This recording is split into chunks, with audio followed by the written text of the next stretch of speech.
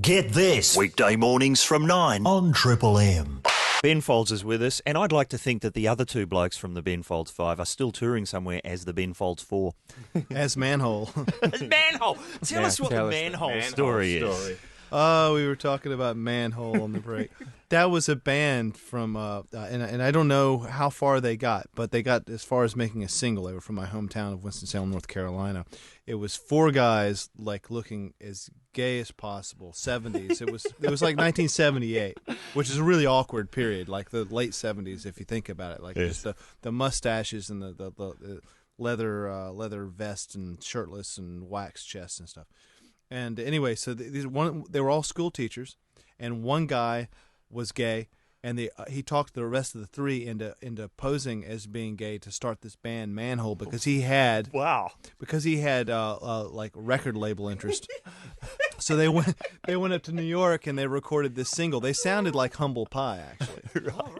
but they were that was ManHole. What was the single called? ManHole. Oh, sweet. Actually, one of the two songs, either the B side or the A side, was called ManHole. That's always good.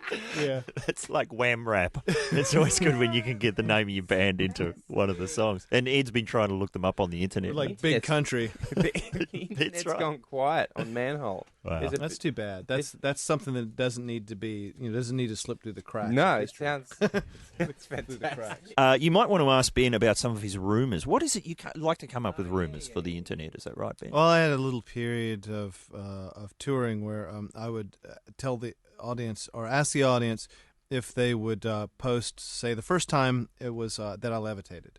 You levitated on I stage. levitated, so I ask everyone just post that I levitated. Now you can say that you thought you saw strings, or you can say that you thought it was some kind of trick or this or that, or I may have even fallen a little bit, or whatever you want to say. Just add to it. But I levitated, and that'll be our secret. And everyone posted that I levitated, and I was getting phone calls like, wow, how'd you do that? How'd you levitate? People Wow. really believe. I got arrested one night.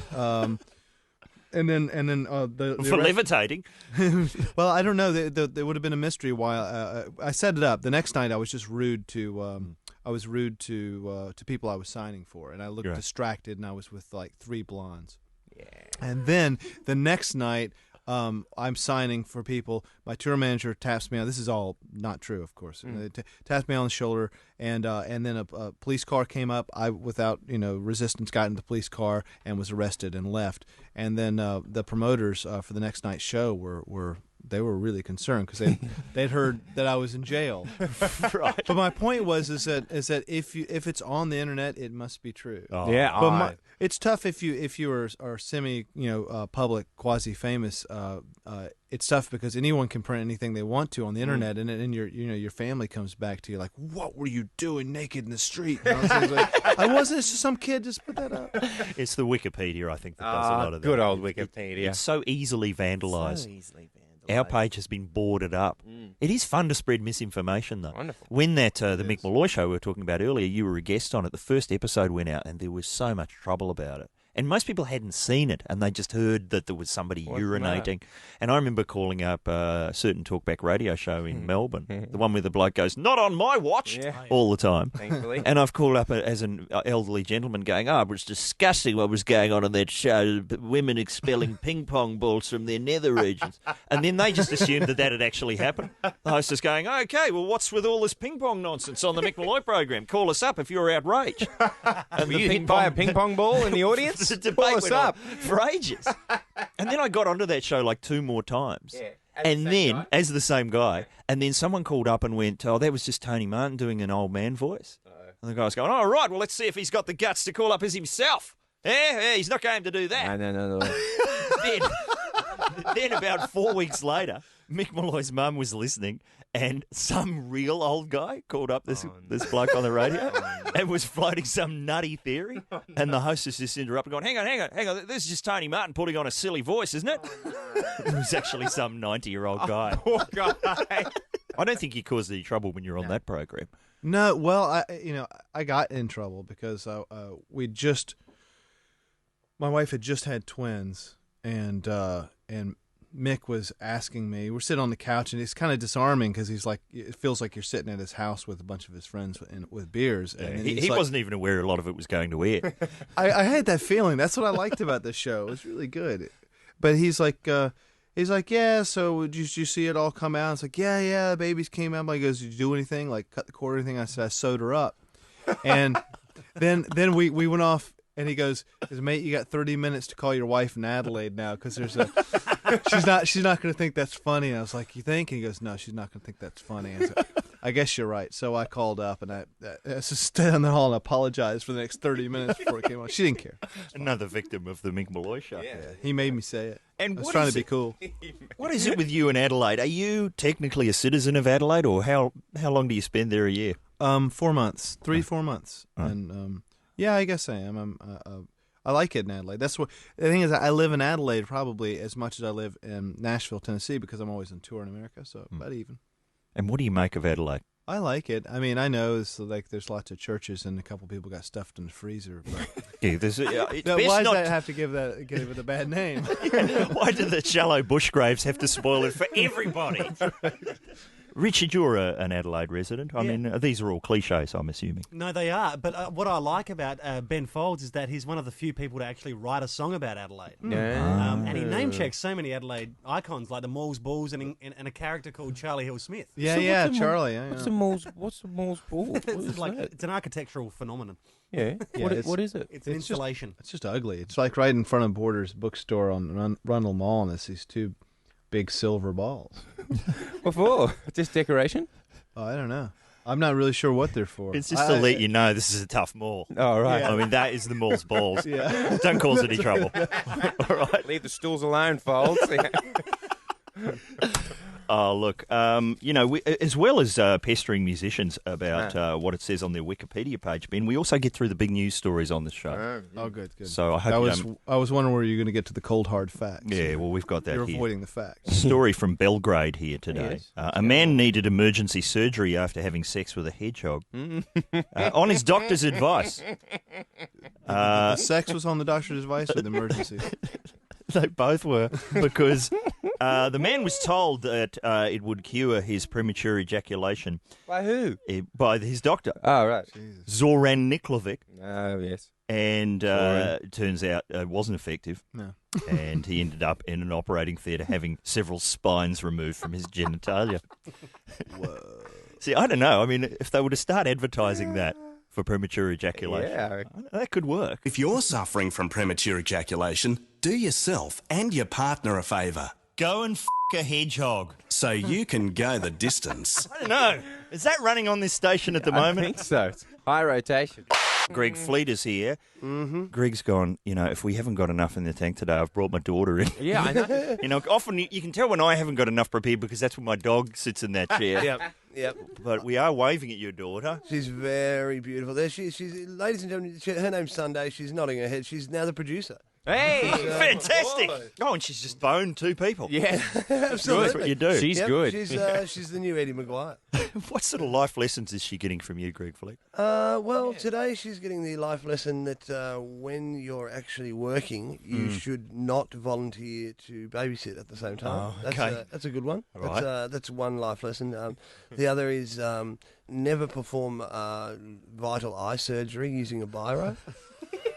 I just told her that this morning. I just said, hey, just in case you ever need to Ever perform. comes up. Yeah, like Fred Hollows, you wouldn't see him hooking into someone's head with a biro, would you? No, absolutely not. In an emergency, you might. Oh, yeah, absolutely. Oh, when pushed. But he'd use one of those 4-colour ones. Oh, Like yeah, a yeah. professional one. Yeah, because otherwise you'll end up only being able to see one colour. So many life lessons. Here's one.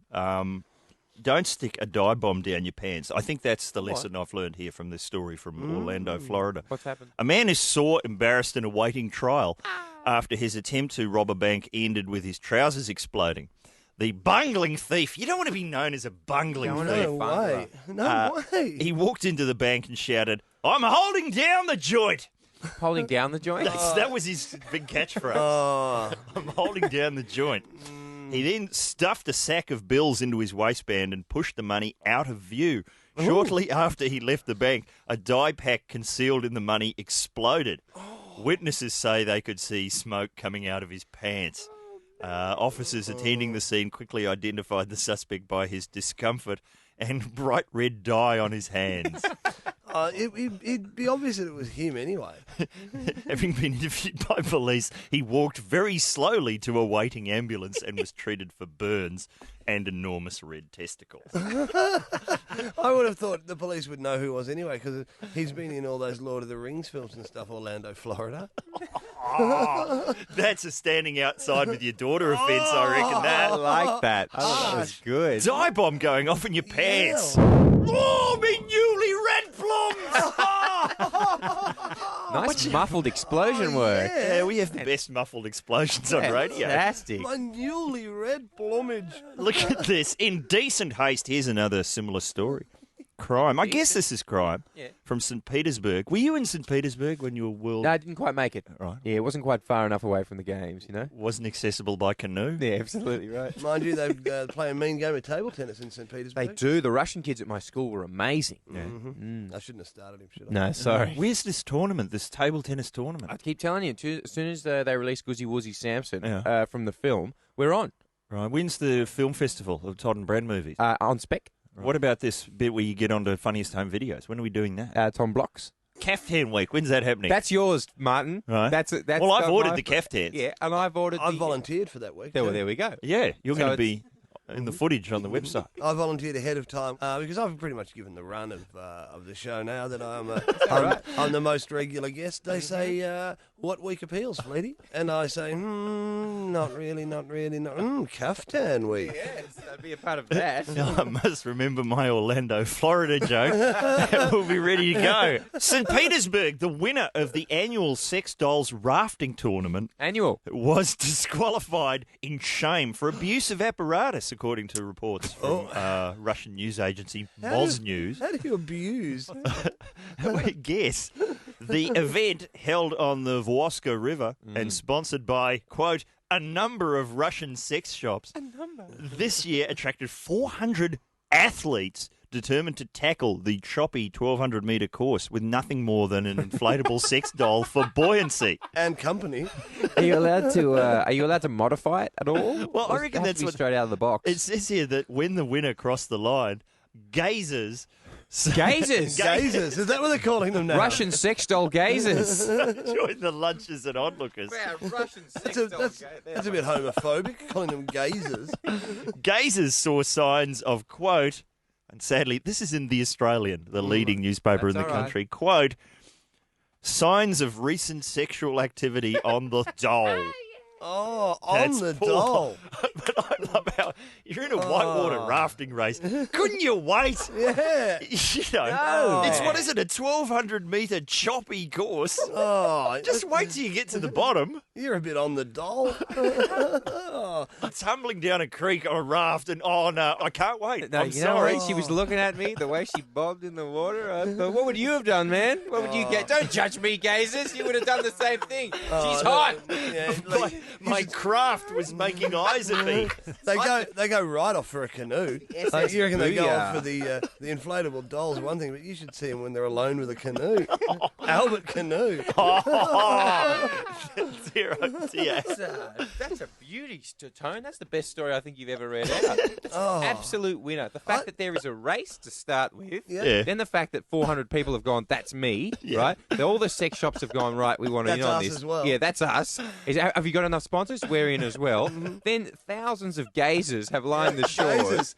Going, geez, who's going to win? More important, Really specific gazers, too. exactly. Like, how do you combine your love of whitewater rafting, sex dolls, Yep. And There you go. recent sexual activity. exactly? Hang on.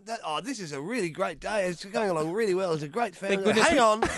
There's a sign of recent sexual activity on the outside of that doll. This is ridiculous. I came to this sex doll water rafting thing with my kids expecting a night. We just wanted to look at the sex shops and then watch the rafting. And look at what happened. The sponsors are disgusted. And if the sexual activity hadn't have been so recent, it would have been okay, too. Exactly. What do people have Yeah, what are they phobias scared of? What about you, Greg? I've got a lot of weird phobias, like I can't stand the idea of putting wool, like a jumper, between my teeth and pulling it out. Whoa. The other one now is, someone mentioned this to me about 2 weeks ago, now I can't deal with these icy pole sticks when there's hardly any ice cream left, and you bite and pull it between your teeth. That is horrible. Yeah. And someone just put me onto it, and now I can't do it. Splinter in the gum. Yeah, that is. But my all-time greatest fear is falling to my death from a really tall building. Yes. But before I die, landing teeth first on a drinking bubbler. Oh, that would be terrible. And would you be aware of it, though? Oh, you just before you die, you've got time to go, my teeth! Oh, that's terrible. Oh, yeah. Hello, Paul. How are you? G'day, guys. How you doing? Good, man. Really good. What are you fearing? Mutant cannibal hillbilly. Absolutely. I say get over it. Got him down your way? Oh, I will not take a back road when driving into the country. It's all freeways. Because you'll get bad advice. Oh, yeah. And you'll be told, you don't want to be going down there. Oh, yeah. You will definitely get... You take those back roads, you're going to get MCH, no problem at all. Is that right? If the cannibals do try and get hold of you, the worst thing is that Robson's going to be coming after you. He's going to come free you. That's Yeah, that's right. That's your main worry. Naomi Robson with a lizard snapping on her shoulder. Yeah, that was one of the worst pirate impersonations I've ever seen. What be this? Ha-ha, it's another case of political correctness gone bad. Brian Nankervis is here from Rockwiz. Rock and roll. That's right. Today's EG in the Melbourne Age has somebody writing in to say, and it's a really interesting question. He's talking about if you visit somebody's house, like a date for the first time, can you resist perving at the record collection? And could there be something in there that could, completely turn things around? Yes. Like put them on the blacklist. Absolutely. That's what we'll be talking about later. Start thinking about that one.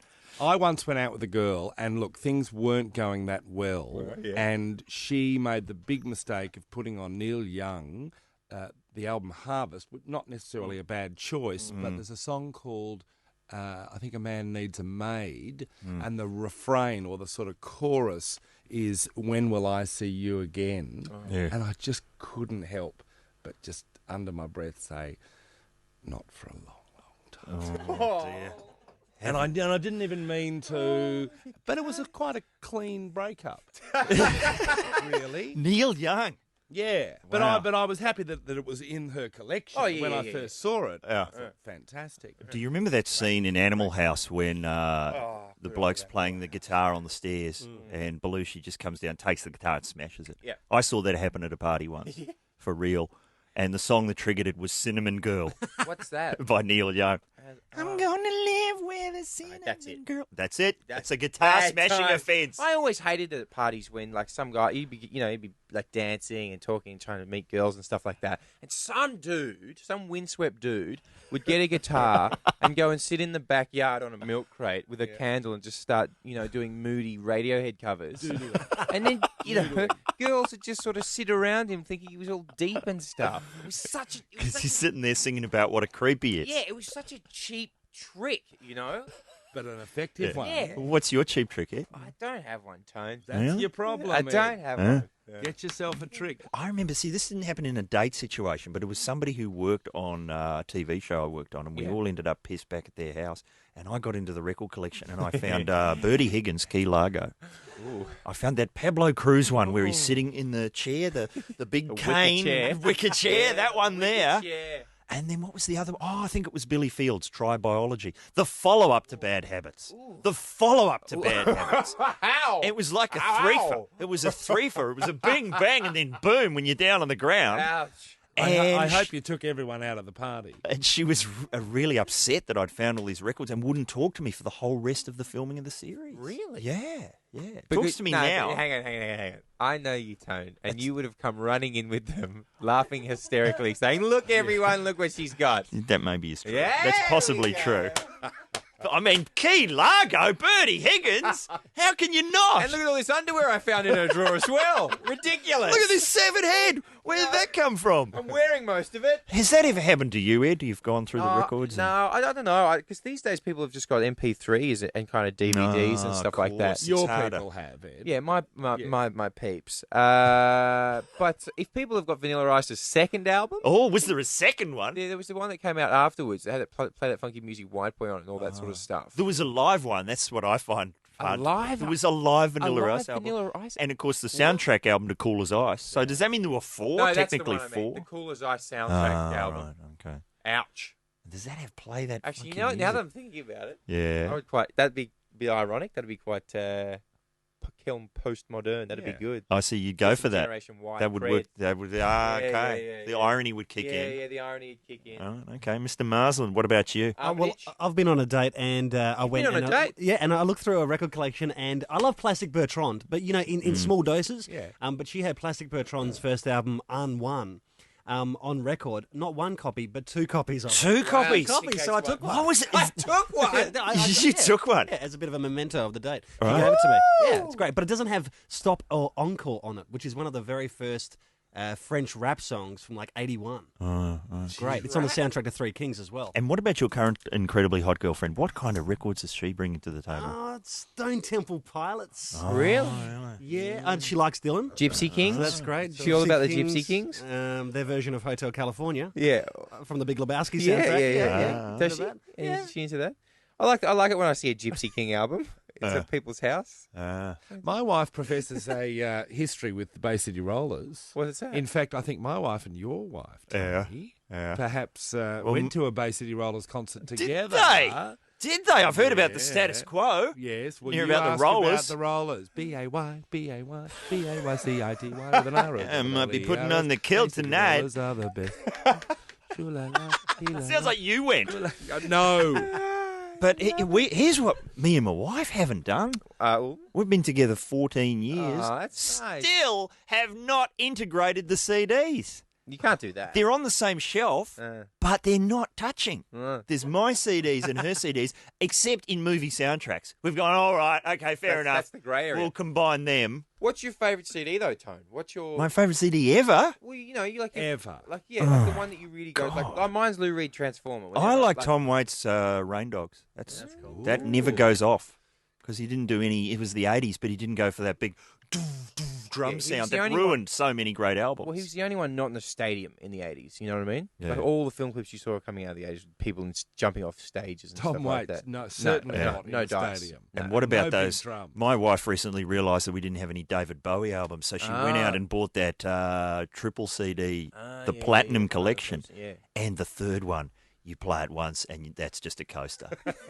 Because the first 2 are great. You go, listen to that production, listen to that drum sound in the 70s, and then you get into the 80s, and it's all loving the alien, and giant badass, synth drums. He's got the pseudo echo plug-in happening. Bit of Fairlight now and then. Remember that album Never Let Me Down? What was going on there? No, I don't think he does. You'll never play that third one again. Like the last song on the album is like the song he did for Labyrinth. Ow! Oh, that was Underground. Underground. Yeah, cool song. I know Best of a Bad Bunch doesn't sound as good now, though. Yeah. It's aged terribly. Yeah, it has. Are we still on here? Have we got any callers? Hello, Nikki. Hello, how are you? Very good. Tell me, which the album? It was actually given to my husband by his brother, the best of the Thompson twins. And it was actually a double CD. A double CD? Who on earth? Best of? Who on earth are the Thompson twins? I have no idea. I just sort of, I can remember digging my fingernails into my hands so I wouldn't laugh when he opened it. The Thompson twins were a synthesizer trio, as I remember, in the early 80s. They did Hold Me Now. I think there was a woman called Alana Curry, possibly. Yeah. There was a bloke, and I think they were both from New Zealand. Yeah. And then there was this black guy who had like a tambourine, seemed to contribute nothing. Just used to leap about at the front and do very little. Absolutely. Nikki, tell me about your husband's haircut. Hello, Steve. Finally, how are you? Good morning. Listen, everybody can just put down their pens. I have got the album of the year. Let's go. 20 greatest stars with the 20 greatest tunes. As seen on TV on the K-Tel record, it was called Looney Tunes. Oh, what's on there? Absolute cracker. What's on there? Got on there? A small snippet. We've got the Rubber Ducky song, Tiptoeing Through the Tulips. We've got the Boomerang Won't Come Back, the Chipmunk song. Along Came Jones, Hello Mother, Hello Father. Hello, Mother. So it's all the novelty songs. Is The Streak on there by The Streak is Ray Stevens. side 2, track 10. Good to know. I'll just write that down. Thank you very much. What else? Steve. It's got transfusion. The Witch Doctor. Remember that? The Witch Doctor. The witch doctor. Cookie. They're coming to take me away. Ha Ha ha. The flip side of which was the song Backwards. I've never seen Really? it. Ed looks so confused. You guys are just saying words in orders I've never heard before. And everyone seems to know what's going on. We got the big news stories, and certainly, did you hear this on the Channel 10 news last night? A key ALP insider has turned on his own, accusing the party of being run by Daleks. Daleks! Daleks! I mean, I suspected, but I'm glad someone's come out and said it. Wow. I mean, in case you think we've just made that up, here's what the story was about. Mr Beasley's message was overshadowed by an outbreak of candour from former factional heavyweight Victorian Senator Robert Ray. He described Victorian factional figures the left's Kim Carr and the right's Stephen Conroy as Daleks. Robert's talking about internal party matters, which is not something that I ever comment on publicly. But then this admission. With his preferred issues smothered, Kim Beazley decided if you can't beat them, join them. The only thing we're going to exterminate is John Howard's industrial relations laws. It's all there. Wow. It's all there. Kim Beazley has become Davros. What we should be doing is encouraging young Aussies to exterminate, exterminate. They love exterminating. Finally, a policy. Yes, he's got my vote. The ALP, you will obey. Could catch on. And what has Maddie come up with in terms of theme music for the new Dalek Kim Beazley? That's not bad. Mixmaster Matty Dower.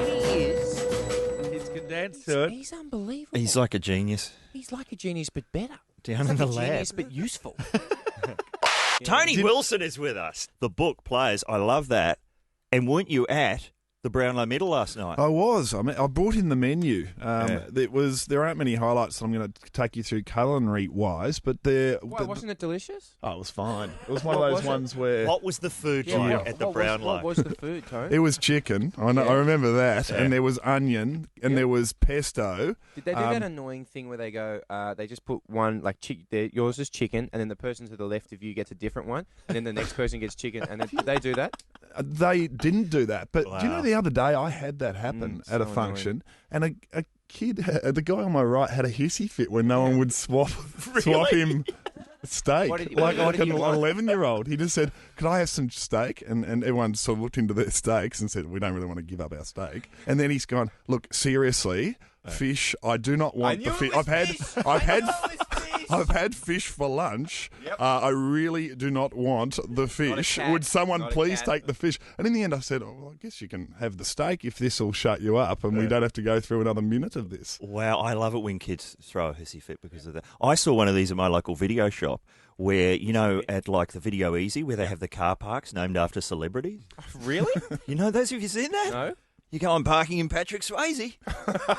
And then my standard joke is to wait till you see some people going in and then run up out of breath and go, oh, sorry, I'm way down in Emilio Estevez. It never gets a laugh at the video shop, but I persist with it. Emilio Estevez. I love how you wait by your car. No, they won't get it. They won't get it. Bingo! That's my demographic. But they name the spaces after celebrities. Every different space. Yeah, and they're real 90s celebrities. They're all like Bruce Willis and Demi Moore. They've got to have a meeting at Video Easy and update. Do we go with Ashton Kutcher? Will he be round long enough? I'm not going to get rid of Corey Feldman for Ashton Kutcher, all right? But this is what I've seen. I'm waiting outside the video shop, and there's no one parked there. It's completely empty, and a station wagon full of kiddies comes in and parks in Nicole Kidman. Okay. And then I just hear from inside the car, "No!" And then the car backs out and goes into Arnold Schwarzenegger. How's that? I love it when kids crack it. And I love the way it was meant to be a football show and we're back onto movies. We can do that. Here's the most disturbing new trend in Australia this year. Mm-hmm. People driving their cars through your lounge room. It's just rife, isn't it? It's rife. The most disturbing trend is fat people being secretly shot from the neck down for the news to be in a story about diabetics. Yeah, absolutely. That should be illegal, I think. Because you could recognise your own ass wobbling up the street. And they're always wearing kind of shorts, like football-styled shorts, but massive sizes, and potentially loose-fitting collared shirts, but they're kind of stuck to their body with the rolls hanging out. That's the standard uniform. Now, I think if you're going to be really big and chunky, Just go on moo like a satiny caftan lounger. So, like the diabetic story, it'd just be a parade of colourful moo-moos. That's what I mean. Nautical, caftans. Now we're Now thinking it's 6:30. with gas. Driving cars through the lounge room, what is that about? But what do people say? They're all drunk. aren't Yeah, they're they? all drunk. Like, Like, they're drunk. Tony Wilson is this morning, by It's the way. only funny till someone loses a kitchen, as the old saying goes. But basically, I think the problem with lounge rooms is that I don't know, Tone. I really don't. It's just if you're walking from the kitchen to the lounge room, always remember, look left, look right, and look left again. Thank you, Hector, the road safety cat. How is this a Talkback Mountain topic? Sport is what we're talking about today. The topic today, my friends, is what makes a good mini golf hole. Right, now, because I played mini golf yesterday, and I can't get enough. It's so good. The topic is what makes a good mini golf hole. Yeah. Clearly, I used to go to Gumbaya Park. Do you remember the large pheasant? It was here in Melbourne, about 20k out of Melbourne. How was it? And there was a huge pheasant out the front. That's how I always remember it. But the best thing about their mini golf was a swinging stick. Yeah. A stick that would, if the putt was not timed properly, a large piece of treated pine would swing through. But the other thing I love is the multi-tunnel option. When you're hitting in, and there's 3 different tunnels the ball could go in, and they lead to 3 different parts of the course. Like a choose-your-own-adventure? Like a choose-your-own-adventure. Yeah. One of them goes directly into the hole, and the other's throw it into the car park. And one you get etten by sharks, like in all choose-your-own-adventure books. Exactly I'm right. sceptical that this is a good topic. No, this is a beauty. I love it when there's a too good to be true option. You know, when it's like, okay, if I can just squeeze it in between those 2 bricks, it'll go right into the hole. I should play conservatively and hit around the obstacles, but if I can jag it through there, it's definitely a hole in one. Wow. Because you never get it. I also like gadgetry when that's involved. Gadgetry! There's sometimes, like for example, if you hit an area that's electrified and it pumps it out more powerfully. I love that stuff. Danger of electrocution. Now the topic's getting more interesting. Because the one I went to the other day, you hit it into this thing, and then an elevator takes it up 2 levels. An elevator? That is gadgetry. So it's like Mousetrap. It's like Mousetrap. That's fantastic. And then it shoots it out. You have to walk up 2 flights of stairs to see where the ball went. This is great. But have we left anything for the listeners? Yeah.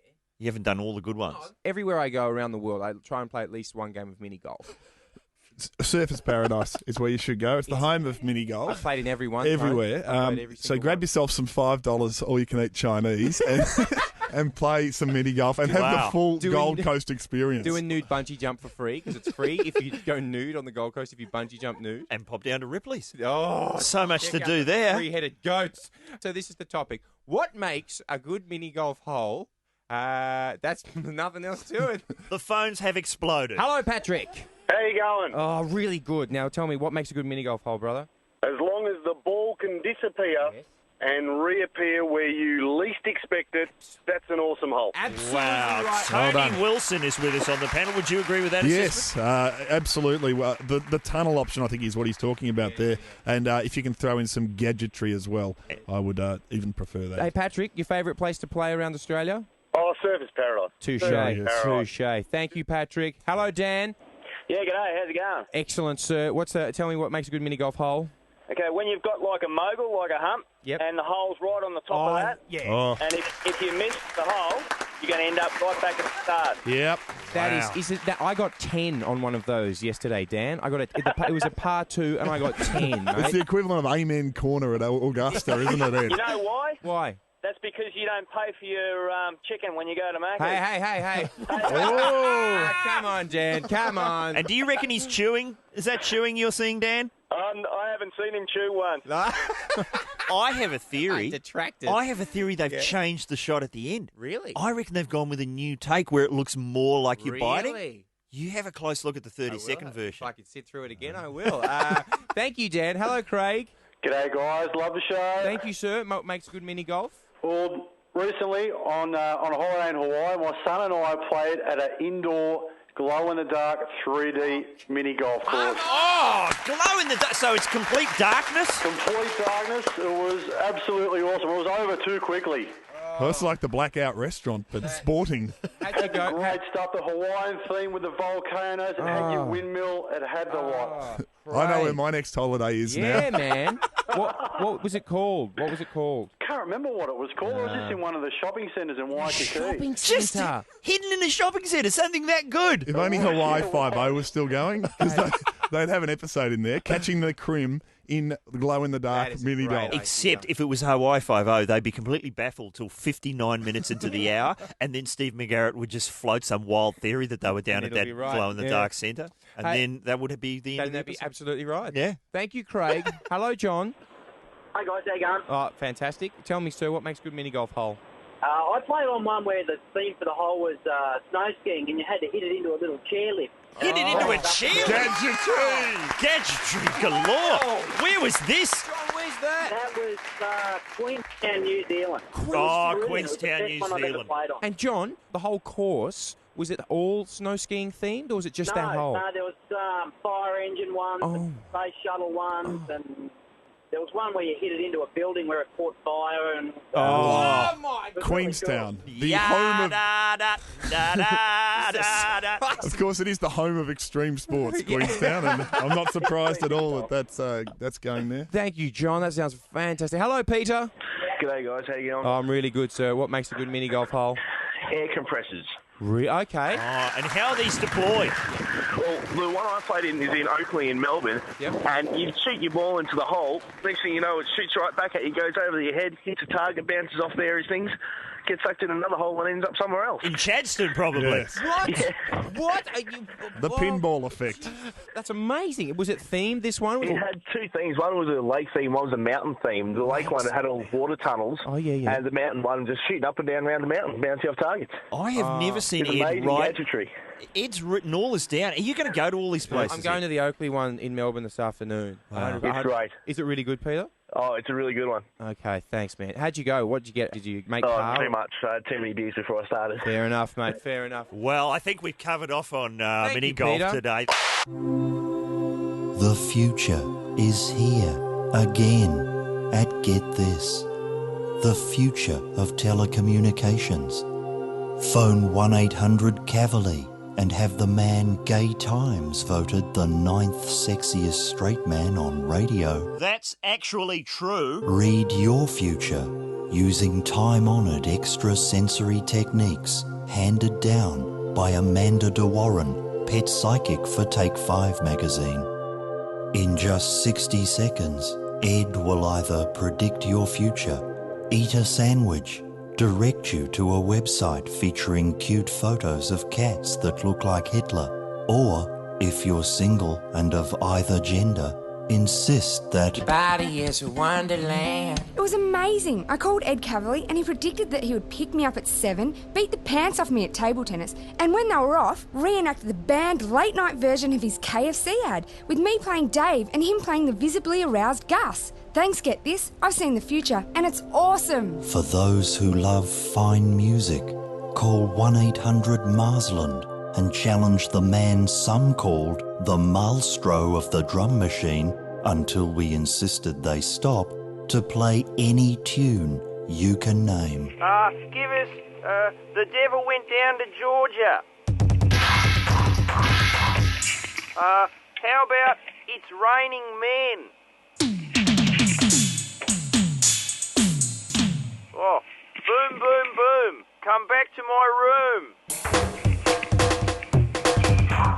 What about the love theme from Get This? Your body is a wonderland. For the latest bitch and crunk, call 1-800-Gregory Fleet. I'm really pretty like a lap dancer, lyrical romancer, down with the pantser. Charles Dance, Otto Pfister coaching France. And for older listeners with midlife issues, call Tony Martin on the Midlife Crisis Hotline. Hello? Yes, who's that? It's Dave. Dave, are you all right? Yes, what? I'm thinking of buying a Porsche. Oh, come on, it can't be that bad. I'm mostly bald. and I've got a ponytail. Oh, Dave, think about this. I'm sleeping with my daughter's best friend. And how's that going? Please, I need help. Of course, sorry. Go on, Dave. We're going base jumping. Oh, dear. I nearly took some ecstasy. Oh, no. I've taken up electric guitar, Oh. and I fancy myself the next George Benson. Oh, is there an airing? Of course there is. Oh. You know there is. The future of telecommunications is here. At Get This, your every waking need catered for in the blink of an eye. Because on the information superhighway, we're carpooling with genius, pulling over for innovation and giving affordability and convenience a lift, and then all bunching up a bit so that good old-fashioned know-how can squeeze in with his friends' gumption and elbow grease. It's the future, and it's just one touch away. You've reached the future. We're not here right now. I'll just put you on hold. Your body is a wonderland. Use my hands. Your body is a wonderland. Get This, weekday mornings from 9 on Triple M.